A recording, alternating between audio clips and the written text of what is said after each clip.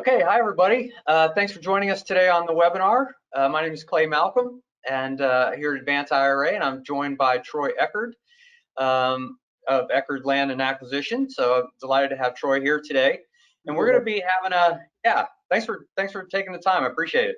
No problem.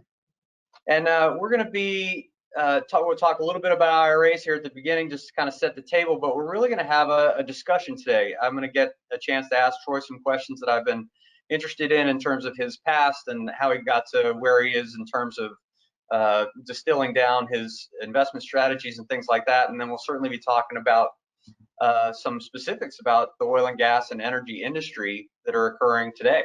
So let's go ahead and get started. Just want to make sure to mention the fact that all the information in the presentation today is for education purposes only. We do not give any tax, legal, or investment advice at Advance IRA. We don't advocate any particular investment strategy or investment vendor. And we certainly encourage you to talk to your own CPA, financial planner, attorney, whoever it is your financial team as you're considering any type of investment for your IRA. And Advanta is a quote-unquote self-directed IRA provider. We're nationwide, although we have offices in Florida and Georgia. And our role in the equation is really to make sure that your account is documented properly so that it is allowed to invest in these alternative assets. We specialize in alternative assets. Keep the documentation proper so that you get to keep the tax advantages and associate those with the returns on your investment. And our mission, because it is to assist you in your investment strategy, we're really serious about customer service and making sure that you have the tools that you need and the education that you need in order to make the most of your account. So each account holder has a dedicated account manager, so you know who to talk to. We're kind of a medium-sized company in the space, so we're big enough to have seen pretty much everything, but we're small enough that you actually get people on the phone. You certainly can call me as well. Email us, call us, but use us as a resource. We are a very experienced group. We've been in the business for quite a while, and we have very long tenured employees. And part of that is simply our dedication to customer service and making sure that when you talk to somebody who's on our staff, that you're getting good information and you're getting it promptly so that, again, you can operate your account the way that you want. Again, as I mentioned before, you will have an account manager, and you will also have people that you can talk to about account strategies and things like that. So no matter what your educational needs are or your information needs are, we're dedicated to getting that to you in a timely manner. And if you haven't heard of self-directed IRAs, I'm just going to map out what that is on the next two slides. But it's really taking your existing account type that the IRS allows us to have, traditional, Roth, all those kinds of things, and investing it in alternative assets. So most people think that their IRA or old 401k or 401k has to be invested in stocks and bonds and mutual funds and things like that. And that's actually not the case. The rules allow for all kinds of investment, including oil and gas, which we're going to get to talk about quite a bit today. So if you're new to self-directed IRA investing, make sure to give us a call. Use our website. It's very robust in terms of its education as well. Find out about it and see if it's a match for you. Because what I mentioned is, most people have these types of accounts, traditional Roth, or certainly an old 401k or 401A, 403B, some sort of tax advantaged account, usually at an old employer. And those accounts actually, especially the former employer accounts, can be rolled over into a traditional IRA or something like that can be invested in these alternative assets. The thing that you will find, of course, is that different IRA providers will offer different kinds of assets. So at Advance IRA, we are offering almost all the allowable assets that are available. So things like real estate and precious metals and oil and gas and all those types of things. So it's these account types, they stay the same as the ones that you've always had. Traditional Roth, the contribution limits are the same, the distribution rules are the same, and the tax advantages are the same. The thing that we're talking about in terms of self-directed IRA at Advanta is that the investments themselves can change. So these accounts make money in a different way. It's not from a stock dividend or the stock going up or something like that. It's from, say, your returns on your mineral rights investment. And the types of investments that we see often are, real estate and precious metals, I mentioned before, private equity, private lending. And again, today our focus is going to be on oil and gas. So think about it this way: almost anything that you know how to make money at outside of your IRA, you can usually make money at it inside your IRA and get the tax benefits. So, feel free to talk to investment issuers and your financial team about what might work the best for your particular agenda. And, we often talk about people that are looking for deals or looking for particular types of investments, or in some cases, it's just returns on their money. So whether they're before distribution age or after or things like that. So you're always looking to match those goals with your investment and its returns and the timetable and so on and so forth. So networking is really key, and being in a state of kind of learning about different types of investments and weighing them against the alternatives, the other investments that you might be able to acquire, and finding out which one is best for you. And again, at the end of the day, in a self-directed IRA, you're the one who chooses. You get to put your own stamp on it and do the thing that is most comfortable and looks like it's going to be the best match for you. It's a relatively easy process. All you do is fill out our application. It takes about 10 or 15 minutes. We move some money in from either an old 401k or other retirement account or another IRA, traditional or Roth, whatever it is that you may have. Once the account is open and funded, then you're actually just looking for the investment. And when you do that, your account manager will help you to assemble the paperwork to document that strategy or document the investment, and again, so that you get to keep the tax benefits. So without going into a whole lot more detail than that, I'm going to put our contact us information on there for both Troy and myself. And then at this point, I'm going to go ahead and bring Troy back on front and center here. My camera just went away. So here I am. And so once again, I will say welcome, Troy. Thank you very much for joining me. How are you doing today? Life is good. Everything is going exactly the way I hoped it would go, and probably better than that. Terrific, terrific. Okay, so I know a little bit of the backstory of some of the things that some of your experiences, but I wanted to just, as we go through this process and get to the more current events, I want people to kind of understand how you come at this. So can you give us a little bit of a sketch of how you ended up being an oil and gas investor? Did you start with other things, or how did that kind of evolve? Well, it's like saying in the beginning of time, where do we start? So I'll just make a quick story short. I was studying in college for economics and finance, and I came from a fairly poor family. So I was living in a travel trailer with more holes in it than a radiator, starving to death as a college kid. And my stepbrother had a small investment firm in Dallas and said, hey, look, you're starving to death, you're broke. Come up here and let me get you licensed and trained to offer energy investments to qualified investors. So I came to Dallas in 1985, got my license to offer investments, finished up or tried to finish up going to college for economics at the University of Texas, and I started getting involved in the energy space. And then very quickly after I started selling investments, my dad and I decided to start making investments in oil and gas. We didn't have a lot of money, but we said, if we can offer investments, then we should be confident enough to invest in them ourselves. So I started very early on realizing you must participate in eating the food that you make. And so that's kind of started my career back in 1985. And ever since then, it's just been a continuation of adding value to what I know, where I see the values in the market, and moving in and out of the market as it's changed. So it's been a very long 35-year career. Tomorrow I turn 56 years old. So I'm looking back and saying, wow, that 35 years really flew by. But at the same time, it's been a very fun career. Well, happy birthday in advance. Thank you, man. Appreciate it. Yeah, you got it. So the move toward, well, let me go back. So I'm aware that you have a few business ventures and things like that. So why, if you wouldn't mind, give us a sketch of the interest that you kind of have going on. All right, so just remember the oil and gas industry is broken up into three sectors: upstream, midstream, downstream. You may hear that in articles you read. You may see that in different things that relate to the U.S. oil and gas space.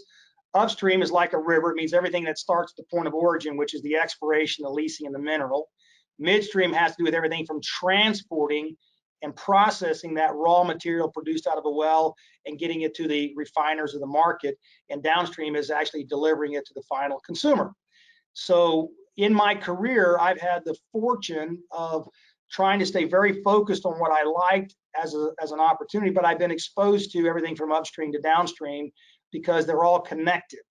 So what I've experienced over the last 35 years is everything from shooting seismic and buying seismic from the very beginning of, hey, where do I want to drill, to minerals and leasing and going to the landowners and leasing the rights to drill on the property that the seismic said we should acquire and control the rights to drilling the wells, I've drilled over 1,000 wells, to now I'm looking at, I've got to put tanks on the ground. So now I own interest in a company called Royalty Fabrication. We actually fabricate and manufacture on-site storage oil tanks. And then I started looking at the midstream saying, well, now I want to see how I get from the wellhead to the market. So 10 years ago, we bought El Paso Natural Gas's pipelines in the Gulf of Mexico. Now I am an owner and on the board of the second largest pipeline in the Gulf of Mexico. We move 26% of all the natural gas. Our customers are Shell and Anadarko and the big boys. And then downstream was processing, which I haven't got into too much because it's such a behemoth in market that I'm only exposed to it to the point that I know how I get it to them and make the most profit. But it's just been a really interesting career, how it's all integrated and tied together. And the advantage you get is if you know what it takes to find it and what it takes to deliver to the end market, you see those value propositions along that chain and you kind of see how they're all intertwined and connected. And I think it's really, really good reconnaissance and leading edge information to know where the market is headed at any given point in time. One of the things that's interesting about what you're saying, I think, is, and I come in contact with a lot of investors who do this, and not necessarily in oil and gas, but other things as well, is just, they utilize their own expertise for their own investment. And I think that the thing that you're doing with kind of the mineral rights investments for folks like IRA investors and things like that is really sharing that alongside and being investors alongside you. I think that what you're expressing about the boots on the ground and really understanding the thing from start to finish is such an interesting kind of ability, and you need that longevity in there, right? So yeah, it is, Clay. And I tell you, the thing that's interesting to me is I have clients that are geologists and petroleum engineers and lawyers as my partners, and you'd think, well, a geologist surely understands the chain, right? No, they know how to find the oil, but when you get past that finding, they're somewhat limited in their exposure. So like you with Advantage, you're really doing a great job educating your customer and educating the public about IRAs and how you manage your money and the types of products. I've always believed the more we educate, the more we inform, the more we make it transparent, the more people will be willing to look at the different alternatives because they feel more comfortable. And so I've always said the smarter clients I have, the more educated the investors are, the more they can successfully navigate any space, including the energy space. The problem is that each industry kind of wants to hold all that secrets back like a magician because they don't want the customer or the investor to know, because then they can manipulate the market. I'm a long ball player. I believe that if you set the groundwork for doing what we're doing today and educating, you're giving yourself that 10, 20-year advantage by saying we're building a base of business based on long-term thinking. So it's a great foundation. So I think it's exactly what you do at Advana, what we do here, which is let's tell them everything we know and let them decide if it's the right direction they want to be. Right.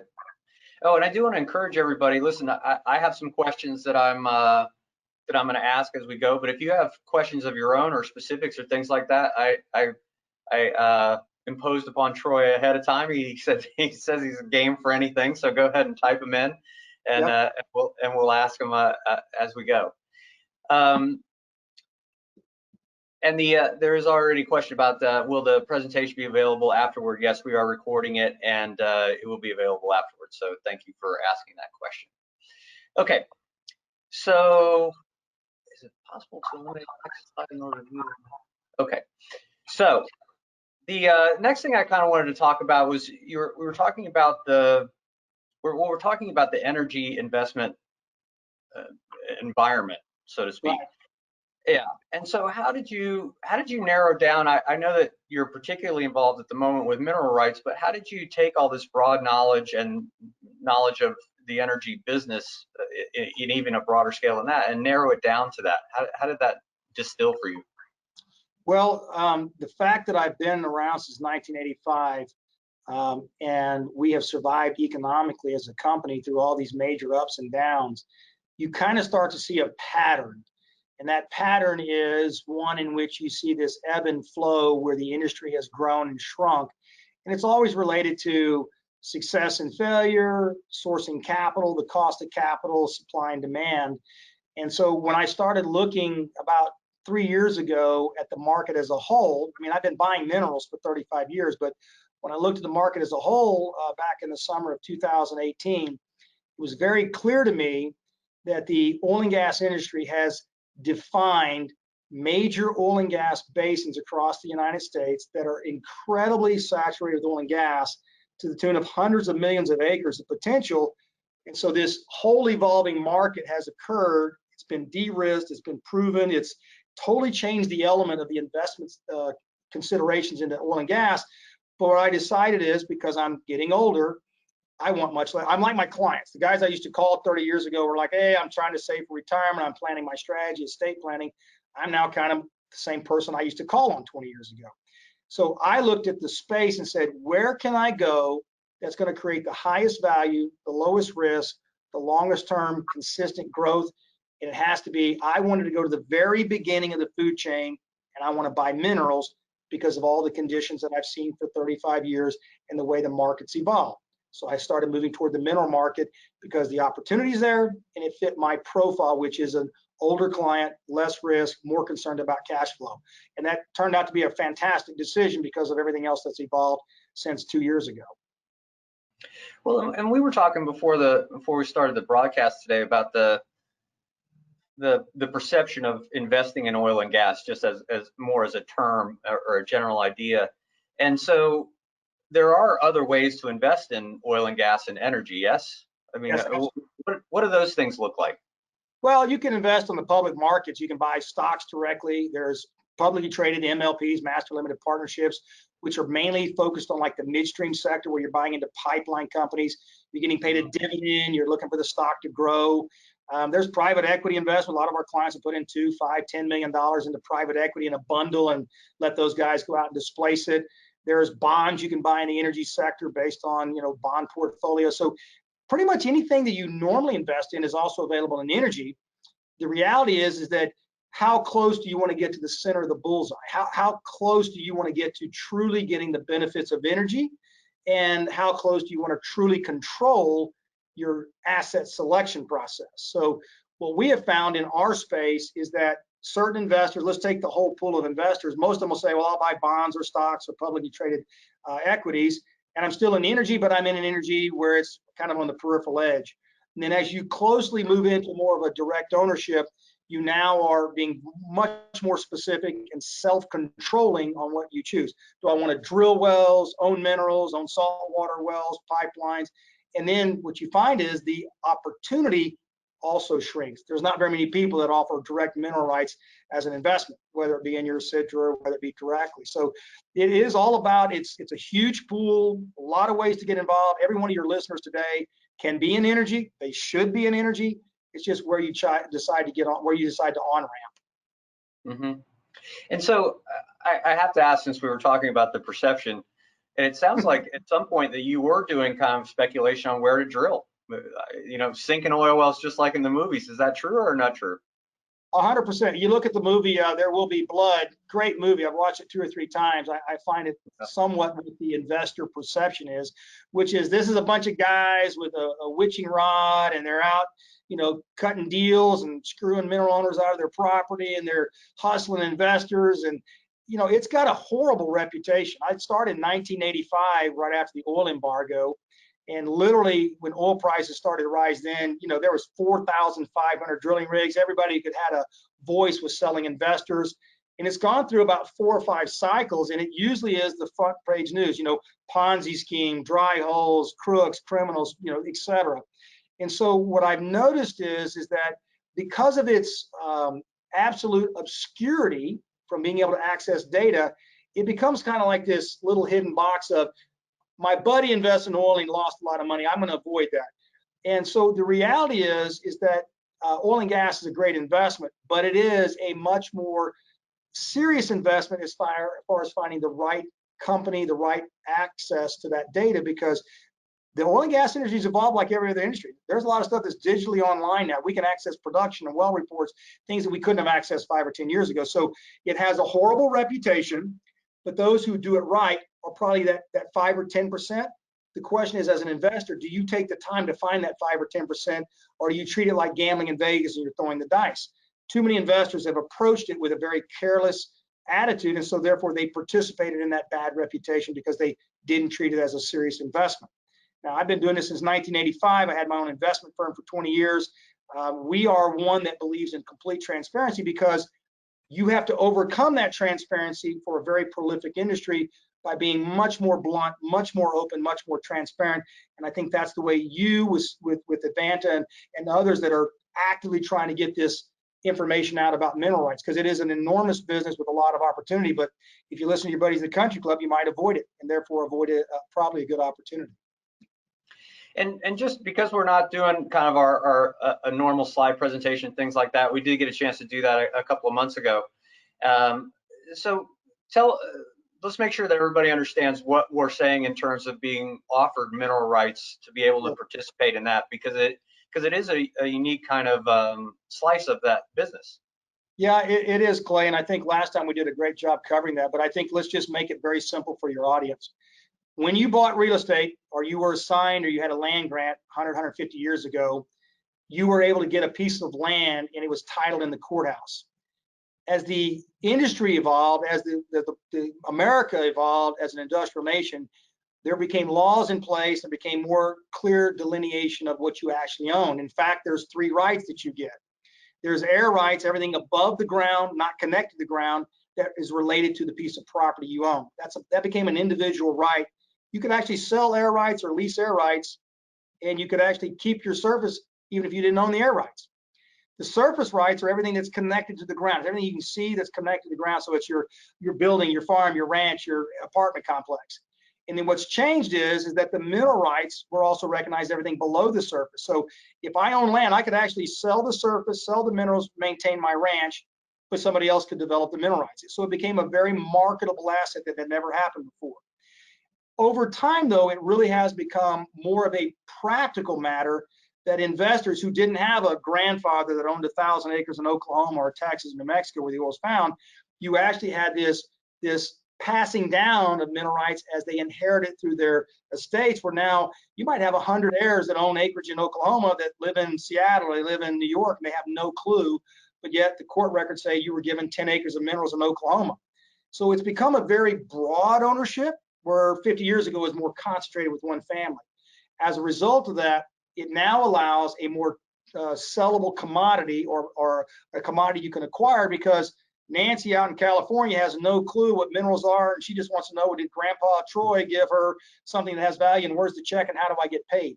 So that, along with the oil and gas successful transition from an industry running out of oil to now leading the world in oil production in less than 10 years, it now has become an incredibly big market with a lot of value, low risk, and opportunity. So all this has just evolved really in the last 10 years as far as mineral rights truly becoming a investment that investors can buy into, make money, and it's understandable and low risk. It's really all changed in the last decade. Interesting. And so, and again, just to make sure that we have the definition out of the way, when an IRA or a person owns mineral rights, how does that translate into investment return? What is it that what's happening with that land, those rights? Okay, so the first thing and foremost is that minerals are real estate. They're defined by the IRS as real estate. They're interchangeable in a 1031 tax exchange. They qualify for a self-directed investment, just like normal real estate. So real estate, as you think it's above the ground, minerals are simply below the ground. So within your self-directed IRA, you can choose minerals, and then minerals become just like any other piece of real estate. If you go north of Dallas an hour, you can go buy farmland for $2,000 an acre. Chances of it going higher in the next 10 or 20 years depends on what the market does, how far the city limits of Dallas-Fort Worth go. If it doesn't have any revenue, it's not being leased, it's not being farmed, you've got a piece of property you own, probably not going to go up much in value, generates zero revenue. Minerals are the same way. What creates the value is development potential. Did you buy minerals? Can you buy minerals? Will you buy minerals underneath current leases where somebody like Marathon or Exxon is committed to drill wells? Have they already drilled wells? Have they already proven the reserves? Are they going to drill 5, 10, 15 more wells? So it's just like real estate. You're either a raw land buyer, you're a pre-development buyer, you're a development buyer, or you're an income buyer. Minerals are the same way. Do you want to speculate?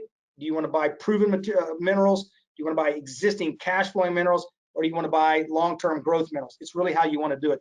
What we have focused on is that in the United States, there's so much mineral acreage out there. What we want to do is not guess. We want to go directly where we know major oil companies have already acquired, leased, drilled, and are producing wells. We want no risk, so we buy proven producing income. But you can buy virtually all types of minerals depending on what I just described. Interesting. It's a great analogy too, because I think real estate is one of the real on the ground real estate investment is something that most of us understand, possibly a little bit more than oil and gas production. So that's an interesting analogy. Absolutely. And then, so I'm sure that this is, we were talking again about people's perceptions and things like that. So having been in the energy world for so long, and I hear a lot of investors talk about solar and wind and things like that. Has that actually changed any of the navigation when it comes to oil and gas, or is the demand so great that it's not on par? Where does that fit in the equation? Well, I'm a little bit sarcastic when it comes to that answer, so I'll try to keep my sarcasm to a minimum, but here's the way I look at it. When we got to $145 a barrel in 2008, because we were running out of oil and demand was going up, alternative energy made perfect sense. Could I get wind energy cheaper per unit of energy than I could for oil and gas? Could I get different types of energy sources, solar, wind, that could compete at $145 a barrel that might provide us with similar energy costs? But more importantly is, if we were running out of oil and gas, we may not have even had a choice. We may have said, look, we've got to go to wind, we've got to go to solar, we've got to use other alternatives because we're running out. The problem with alternative energy is it truly boils down to the customer, the consumer. I remember about 10 years ago when we were looking at $145 oil, I'd get my electric bill and say, do you believe you would like to pay based on wind energy and pay 25% more for your electric bill? I go, no, I want as cheap electric bill as I can. Because what really happened is the subsidies in the alternative energy, all the administration giving such big tax credits, that's what spurred all these windmills. It was all based on tax write-offs. It's based on go put them in and we'll give you free tax write-offs to put in the windmills. But when it really boils down to whether you're a true environmentalist or whether you don't care, you're going to look at it and say, I want what's most efficient to me. When I truly look at energy, it's what's the cheapest, most available resource it becomes. The downside to alternative energy is when oil prices collapsed in 2014 down to $26 a barrel, it knocked the legs out from all the alternative energy. The problem is they'd already gotten all the money spent and all the tax benefits. When oil prices rose back to $67 to $70 a barrel in 2018, it started moving back up in price that made alternative energy more economical. The current collapse down to negative $37, the current price today at $42, means that virtually every other alternative energy makes no economic sense. Minus, you take away the subsidies, it needs to be around $75 to $80 a barrel for any alternative energy to make economic sense. So that means that oil and gas continues to grow. We started at about 16,000 barrels a day in consumption in 2008. We're 21 million barrels a day in the US on consumption that we need on demand. That clearly shows the consumer says we're picking the cheapest fuel. When I see cars going on the highway with a windmill on the trunk and a solar panel replacing that sunroof, then I'll believe that oil and gas is not the preferred energy source. In the meantime, they're going to do what's best for they're going to do what's best for their pocketbook, and they're going to make choices based on available supply. The shale revolution in 10 years took us from running out of oil in 2008 to becoming the world's highest producer of oil in 10 years. What that means is we've solved the energy solution in the US. That means oil and gas is not only here to stay, it's going to grow in demand and consumption because we're now producing it cheaper than we've ever produced it, and we have more of it than we've ever had in the history of our country. That's going to put a lot of pressure on solar and a lot of pressure on wind, which are going to have a hell of a time keeping up with the cost comparison between hydrocarbons. It's just a fact of life. Right, right. I'm going to take a minute and get into some of the questions that are being submitted here. So forgive me, everybody, for reading this, but it's the only way I'm going to get it through. Okay, question is, working with crude resellers and the issue I'm facing, they're working with crude resellers and the issue I'm facing is the resellers do not have easily accessible storage. Do you have access to or involved with, at some level, of crude storage leasing avenues? So the answer to the question is that I have 5,000 contacts in my Outlook. And as part of owning the second largest pipeline in the Gulf of Mexico, many of those producers in the Gulf actually produce a lot of oil. So our customers, Shell Oil. The gas that we move actually comes off of Shell's oil fields, right? It's the associated gas. Over the last 4 months when the collapse occurred, I was getting calls all over the country saying, do you have storage tanks at all? We actually had companies calling us saying, we'll buy every tank you have at your fabrication business to haul those 100 tanks out to our yard, and we'll use temporary storage. So I've been very, very in tune with the storage situation. The problem for us, and I say it's a good problem, is that all the minerals we were buying were right outside of Cushing, Oklahoma, which was the one storage facility that didn't reach capacity. And we actually have people in the Permian Basin trying to get to Cushing. Now, as part of one of my investments that I have on the side, we're currently in the process of working on a large oil pipeline storage project. It's about an $850 million project. I'm working with the investment banking group right now. It is something that we may actually be offering in 6 months as an investment opportunity to be part on the ground floor of this big storage facility in this pipeline, because I have to tell everybody here, if you think what just happened 4 months ago is not going to happen again in four years, it happened in 2015 where Saudi Arabia and OPEC flooded the market to cut the legs off U.S. energy and send us into a bankruptcy kind of environment. They did it purposely again in February with Russia and Saudi Arabia to cut the legs off. They're going to do it again in 4 or 5 years because those countries survive with 80% of their economy on oil sales.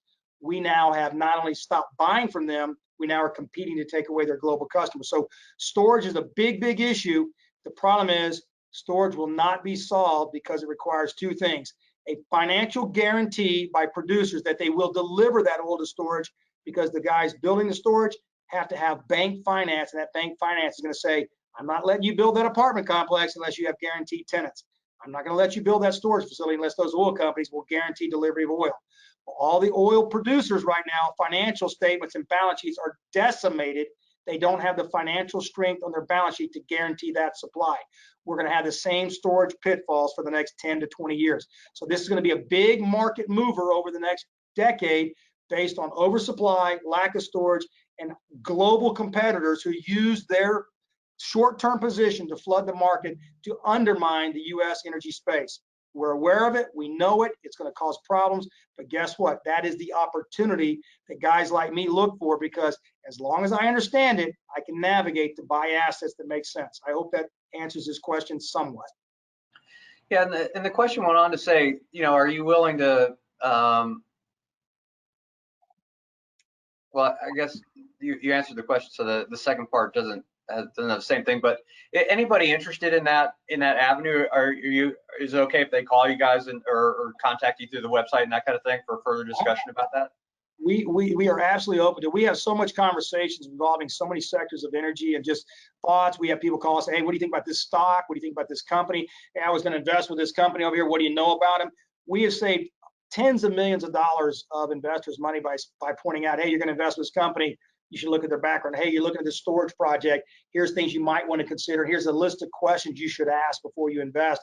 And so I kind of see, like Clay, you and I working to educate self-directed IRA potential customers and those investors really trying to protect their wealth.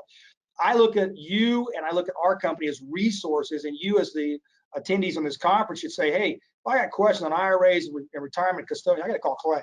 If you got energy questions or stock questions or storage questions, ask us. We're going to tell you. Whether you ever invest in either one of our companies, it's about protecting each other. We're in a bar fight. We got to be back to back and make sure we protect each other. So ask away, send emails.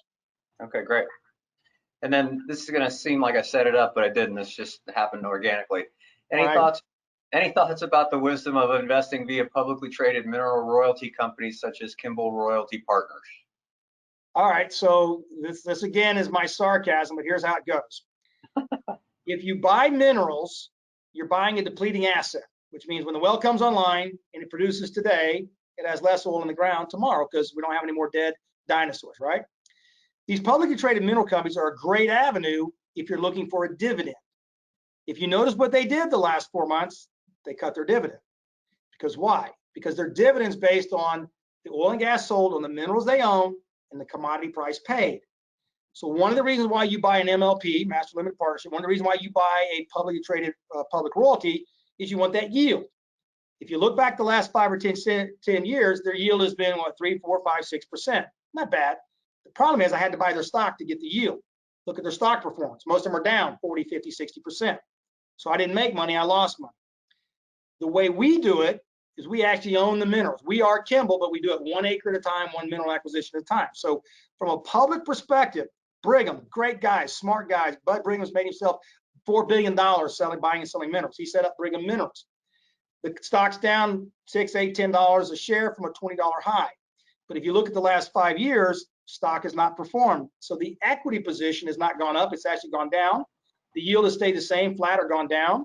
And so you have to ask yourself, how are they going to grow that equity value? How are they going to grow that distribution or give you a guarantee of distribution?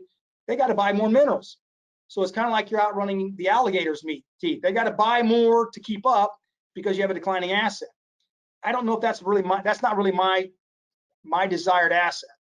I want to own the value. So when Brigham or Kimball get those royalty checks, they're keeping 85 to 95% of the income to run their payroll and their operation and buy new minerals. You're getting a small portion of the revenue, and it's completely subject to the market conditions and what their stock price does as far as your total yield. I like the stock market and certain stocks that I buy. I want to go own my own minerals. I want 100% of the revenue, not 4 or 5%. So that's my candid question about the minerals. Good people, a lot of them know what they're doing. I'm not impressed. Got it. Next question. I completely understand that this opportunity is for institutional investors. However, does Troy offer any services for those with a $100,000 IRA but not classified as an accredited investor? Yeah, so there's 2 parts to that question. The first question is, we don't deal with institutional investors. I have one institutional partner that's a family office that has a couple of billion under management. They participate basically 25% of all of our minerals that we do. We have been, since I started my career, we are a high net worth accredited investor firm. We're an energy management company for accredited investors. All of our partners are individuals that invest with their own IRA, their own private money. That's why we work with Clay, because so many of our partners are self-made millionaires. They're individually successful. They don't want to go to private equity. They don't want to go to hedge fund. They want to navigate investment classes like real estate or minerals, and they want to own it themselves in their SIDRA or in their own investment account. We have to follow Security Exchange Commission rules. And so we chose 25 years ago, we only deal with accredited investors. And I think this is really important to point out, Clay. You can buy minerals all day long. You can literally go to a truck stop in Oklahoma, walk down to go to the men's bathroom, and on the wall says minerals for sale. You can go on Craigslist, minerals for sale. Buying minerals is easy, okay? The problem is, it's like buying anything else. Are you buying junk or are you buying something of value? What we have had to do, because of the way we follow our rules and regulations with the SEC, is we only deal with accredited investors because it allows us to do business in the most efficient fashion. And for us, we're all about trying to help that investor continue to accumulate wealth. And so we have kind of a narrow scope. So we only deal with accredited. But you, if you're not accredited, you have $100,000. You can go on EnergyNet, you can go on Clearinghouse. There's public venues you can go on and you can look for minerals to buy. I just caution you, though, it'd be like me trying to go in and buy some computer stocks. If I don't understand what's going on in computers and the software and hardware, I'm really just taking a flyer and it's going to be very risky. Now, if you're not accredited and you find some minerals, email me, tell me what you look. I'll give you my honest opinion. And if it looks like a good deal, hey, great, buy them. But as my company, we only deal with accredited investors. So just keep in mind, there's something like 4.3 billion acres in the United States. There's probably 100 million acres that are inside these shale basins that you want to buy, where there's a 98% exploration success. But within that 100 million acres, they're only developing in Oklahoma 156,000 acres a year actually have a well being drilled on it. So you start with 4 billion, you get down to 100 million, you get down to 156,000. I want to be in that 156,000 acres because the rest of it may never get drilled in my lifetime. So it is about knowing the market. So the question is, great. The question is, if you find something and you're not qualified, ask me. I'll be glad to tell you. Terrific, because that was the follow-up. So would you be willing to talk about it? So Yeah. we got that. Mechanics. Question on mechanics. If I want to use my 401k money to buy minerals, please discuss the steps. Do I roll it over first and then buy? I do this through a self-directed IRA. How much does it cost? So on and so forth. Yes, I'm happy to give you the little map of that. So if you have and we've been doing this with Eckard Land and Acquisitions a lot recently. So somebody has an old 401k or 401k money that's able to be rolled over. First step is open an account with us. Very easy to do. That gives the money a place to go. You typically will liquidate whatever assets you have over at your old 401k, or you can also combine it with more than one 401k or IRAs or things like that. So it's all in a cash position. You transfers and rollovers of that cash to your Advanta account. It's in a bank. It's FDIC insured. It's awaiting the choice of an asset. And I'll just use you guys as our case study here. So then typically what we'll do is you'll be talking to Eckard. They will talk with you about what your goals are, how you can participate, et cetera, and then they'll start to help to generate the documentation. So our account manager and the folks at Eckard Land and Acquisition will work together to make sure that we have an appropriate documentation of what your IRA is going to buy. And then at that point, the execution of that is a kind of a regular closing. So your IRA is, your signer for the IRA is the custodian. So we sign the documents, and then the receipts or the proceeds, they all come right back. So I went too fast. At the closing, we disperse the funds out of your IRA to close the deal. And then the proceeds then later on return right back into that same cash position, tax advantaged as part of the account. And then you decide what to do with it from there. So the process itself is really pretty easy. And we've done it enough that we try to make it as painless as possible. It is paperwork. I'm not gonna lie about that, but that's the way that it would work.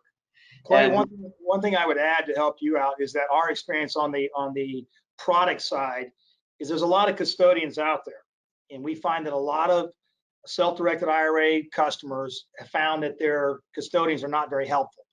They either don't work on or like alternative investments. Their customer service is like a black hole through voicemails and recordings. And then you have people like Advanta who are very customer service oriented, who really do what their job is, which is we're here to help facilitate the use of your money in your account, which is why they're there. And so the process, and I'm as guilty as anybody else. I'm like the cobbler's kid. My kids have no shoes, because the reality is I'm so busy running everybody else's money. I haven't looked at my own self-directed IRA in probably 3 years. I got money tied up here in 401ks, et cetera. And so my own staff member, Amanda Kay, is like, give me your stuff and let me get your stuff worked out. I say, hey, yeah, I'll get that next week. But the truth is, if you take the very small amount of time, set up an account with Advanta, set up your accounts the way you want, and then tell them what you want to do, they're going to give you a very clear roadmap. They're going to say, let's take your 401k, let's do this. It's very inexpensive. It's a very simple process. But what it does, you got to pick the right custodian. You got to pick somebody like Clay and his group that says, we're here, hands-on, log tenured employees. We know what we need to do to make your life easier and let you effectively control your future. Now, look, he didn't pay me to say this. I'm just telling you, our experience is we got hundreds of investors who have dozens of IRA custodians, and I can tell you the ones they absolutely hate, because it's just like pulling a tooth out of a rhinoceros. They can't get any help, and their money feels trapped. Whereas you have really good custodians like Clay. So even though I have IRAs, I'm moving my IRAs to people like Advanta, because they really understand customer service and they make it easier to get information and answers. So your question is a great question, but people like Clay, Advanta, are who I'd want to say, here's an email, Clay, here's what I want to do. How do I do it? Clay's going to go boom, boom, boom. Here's how it works. So it's very important. Yep. Thanks for the elaboration, Troy. Appreciate that. And Sure. just to complete this question, I will also say that so I did illuminate that the money does go back into your IRA first, and then you could put yourself on a distribution schedule if you want to. The other thing that's in this is the cost to the account holder. It kind of depends on what you're doing in your account. Our fees are based on our service. It's almost paying for bookkeeping labor. It's $50 to open the account. The transaction has a $95 fee at the time of the transaction, and then there's an annual fee. I would say, just to get us moving on down the road here, you're probably looking at somewhere between, for a single investment, you're probably looking at about $300 a year, something like that, and a little bit more at the beginning just to get set up. So, and I'm happy to send you a complete fee schedule at any point. So, and it's on our website as well. So thank you for that question. So the percentage of revenue. Okay, so just finish that up. I think yeah. So there's not our IRA fees are not based on a percentage of revenue. So the nice thing about that, we actually have a flat annual fee. So no matter what your account is worth or what that asset is worth, you same paperwork for us, so you get to have the same fee. So yeah. And again, happy to do more detail about that. I want to go back to something you said earlier, Troy, about OPEC and the world environment, just to kind of bring us up to date on kind of the current state of the industry.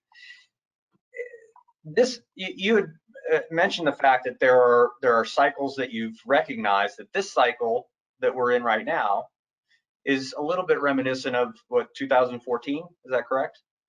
Yeah, it really is the reminiscence of 2014, 2008, 1997, 1995, 1989. The pattern is always the same, and that is that you have a high liquidity market, lots of liquidity. The folks out of New York and the various investment communities decide that we have so much liquidity, how do we get yield? They carelessly, foolishly dump billions of dollars into the energy market. And instead of having really proficient managers of that money to find the best energy opportunities, they kind of do it in this shotgun approach. And then the carelessness, by pure volume, we actually make better headway. But by the carelessness, they put 7 jockeys on 10 horses that don't know how to even hold the reins. And so they end up destroying the market. And so if you look at the pattern over the last 4 cycles, it's always the same thing.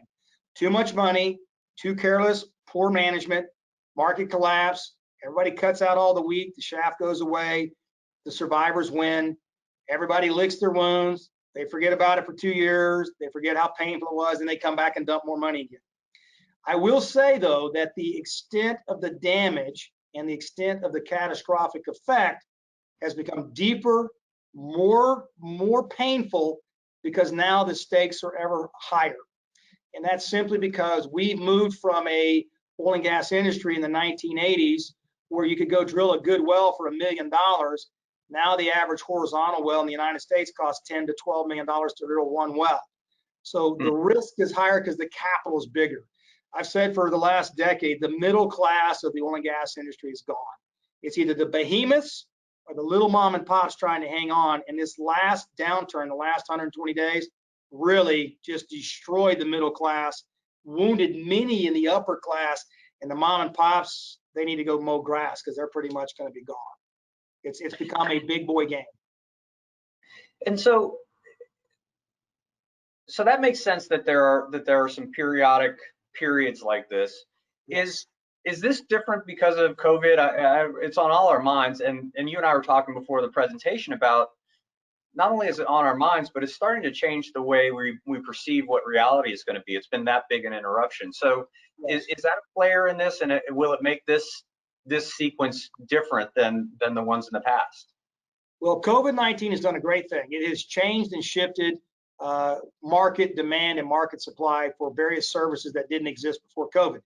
Nobody thought they'd make that many masks. Nobody thought they'd be chasing vaccines. And here's the other thing. The oil and gas collapse now has probably spurred $500 million in legal fees, because now on every contract, every lease agreement, every lender who puts money in the industry is now going to have a line in there that says, do you have a place for storage? Because if you don't, I can't help you lend money or borrow money, right?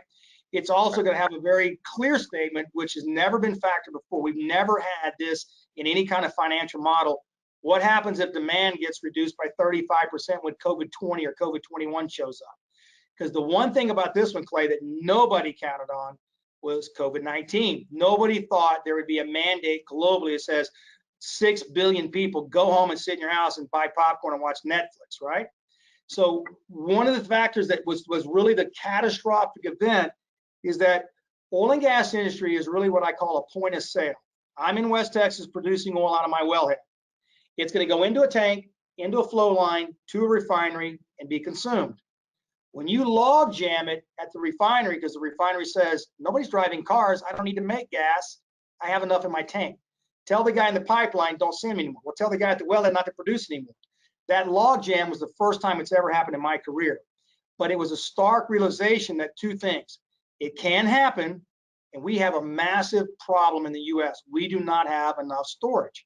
So now the issue is that what does that do to the capital markets? Well, the capital markets now have to take a new line in their contract, a new risk disclosure. What if we have a low demand, and where the heck are you going to supply your oil for 120 days if there is another shut-in in the country? This has changed it forever. Now, for me personally, the best thing that happened was Saudi Arabia and Russia saying they're going to oversupply the market.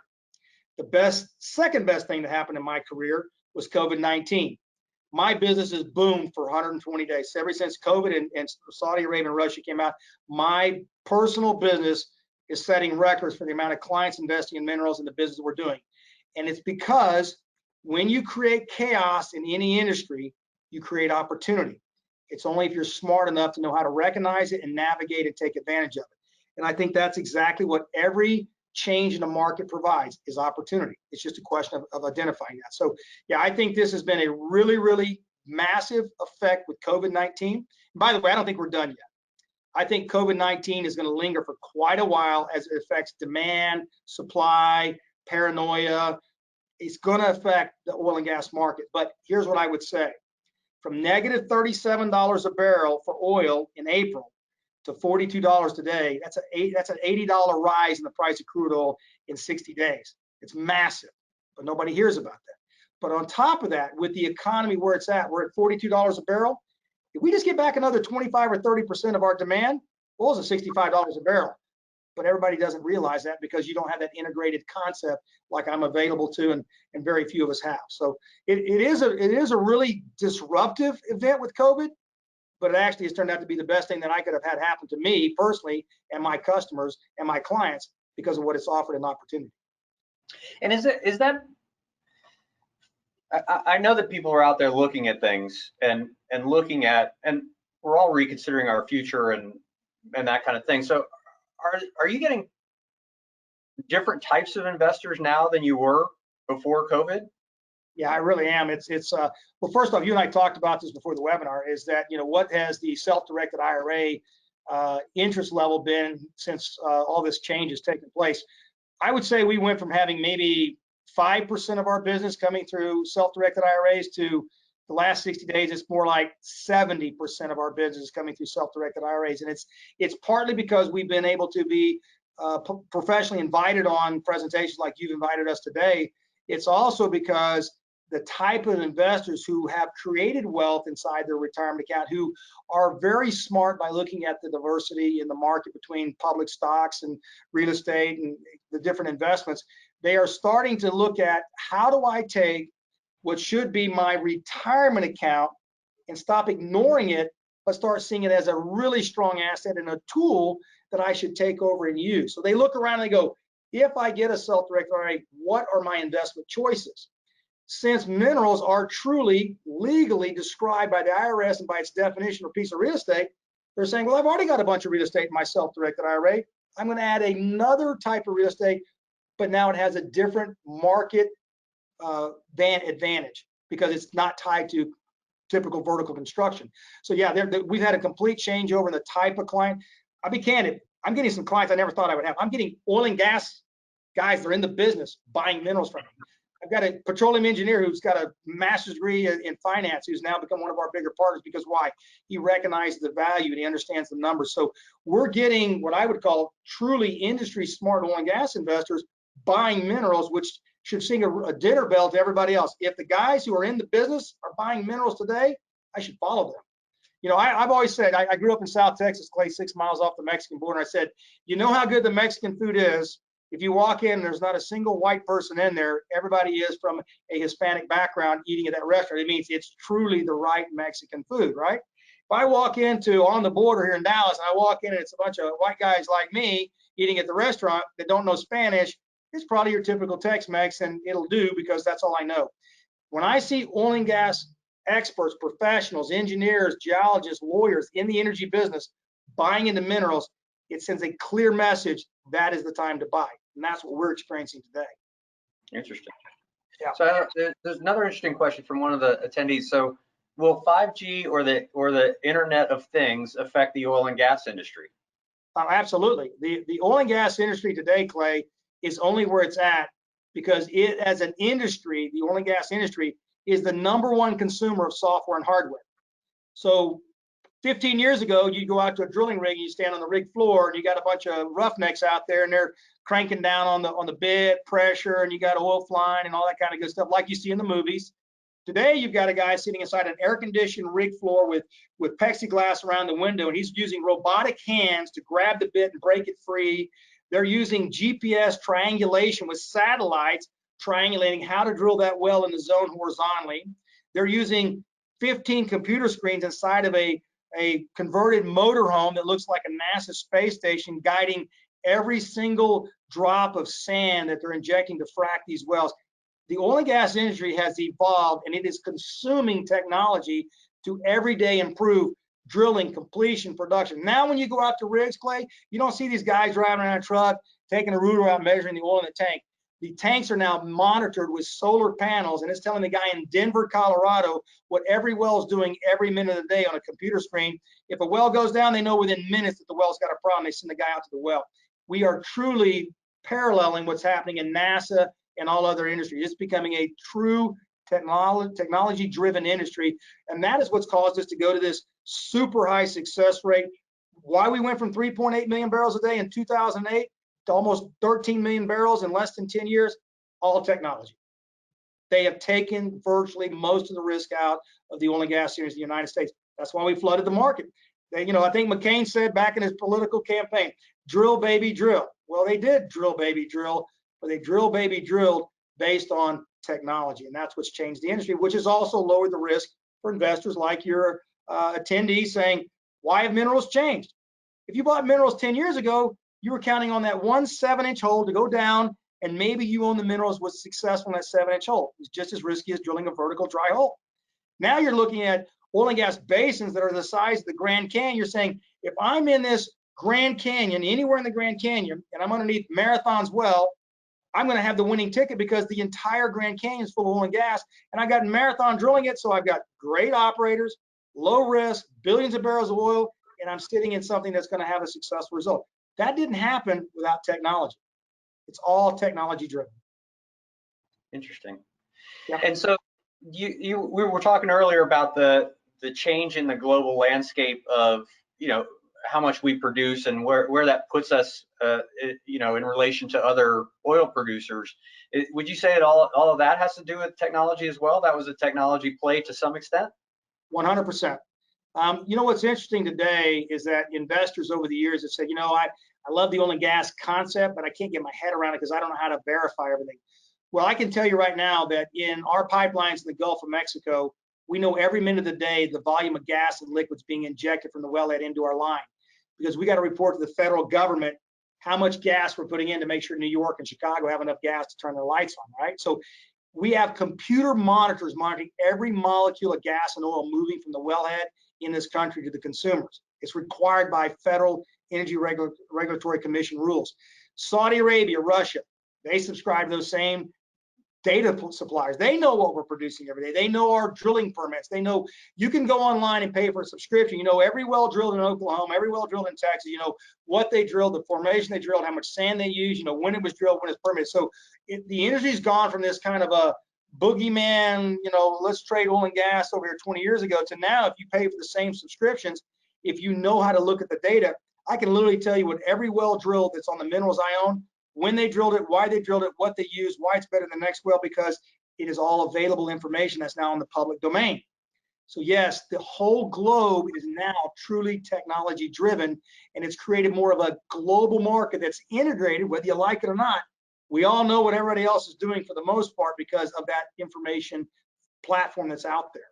That's a good thing, but it also creates these little bubbles and cycles because now Saudi Arabia goes, wait, we know what they're going to do. We got to cut their legs off now because they may be up to 18 million barrels a day in the next 4 years. We just lost our biggest customer, and now they're taking other customers away. That was the real reason why they flooded the market. We were starting to get China and these other countries to buy oil from us instead of buying it from Russia or Saudi Arabia. It was a survival mode, and they did a good job. They crippled us for the next 5 or 10 years, but we will rise again. What an arena. Yeah, Hey, I'm sorry? I said it's a crazy industry. Yeah. Well, we're getting down to the end of our time, and I don't see any new questions from the attendees. So I'm gonna just any kind of parting thoughts about where we are, where the industry is, you know, things that are on your horizon, that kind of thing, before we let everybody go. Yeah, I think you and I talked about a few questions before, and I think there's one thing we didn't talk about is why today you would want to invest in the oil and gas industry versus waiting till the chaos clears. And here's the answer. I think anytime you have a given mainstay asset that every consumer in the United States has to have, and it is a depleting asset, which means that you're running out of it, but yet you have increasing demand, you need to own that in your portfolio. So for those of you who say, I just don't want to do it my Sidra, I don't want to own it directly, I just want to buy, you need to look at the energy stocks that you think are going to survive. You need to look at the energy MLPs that you think are going to perform well. You need to look at minerals, either through mineral public equities or through private investments like we offer, because here's why. We have completely destroyed the supply chain for oil and gas exploration and leasing for the next 5 to 10 years because we have derailed all the projects. They've lost $150 billion, and Wall Street's not going to put more money back in for 5 years, at least until oil is north of $75 a barrel. So the parting comment would be, if you have money that is lazily not being put to work, meaning it's making 6-7%, but it's in stocks or something that's not performing, you need to talk to Clay about setting up a Sidra. You need to talk to Clay about moving money out of 401k. And you need to think seriously about what's going to survive a political environment that may change or may not change. What's going to survive COVID-19 replay number 2 and 3 and 4? What's going to change is they're going to use toilet paper. They're going to use fuel. They're going to have subscriptions to Netflix or one of the other providers for entertainment. They're going to barbecue in their backyards. We're all going to have certain things we have to have regardless of what goes on in the chaos around us. Oil and gas is going to continue to be consumed, but we're running out. And now that we destroyed the pipeline of supply, we're down 85% on drilling rigs. The money's disappeared. Whoever owns oil and gas wells today, whether it's minerals, working industry, and public stock, you now have one of a limited amount of supply for the U.S. economy and no replacement.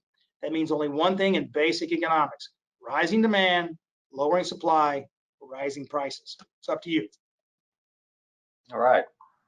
Well, I want to once again thank you for taking some time today and being as candid with your expertise as you are. It's always an interesting conversation when we get to chat. So I really appreciate it.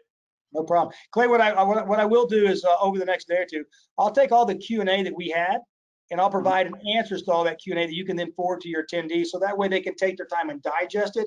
And there was a few questions we didn't get to, but I think it's really important for them to take the greatest value, because you've done a great job with this webinar, and I think there's a lot of content they can use today, tomorrow, next year. So you'll provide the PowerPoint, I'll supply you with the Q&A, you can then forward it out to your guest, okay? Terrific. Sounds good. Have a great weekend. Thank you so much. Yeah.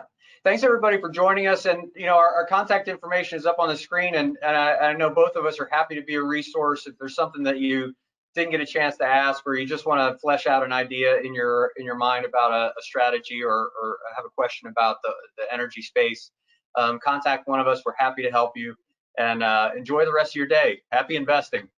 Thanks, Clay. See you later. Bye, Troy.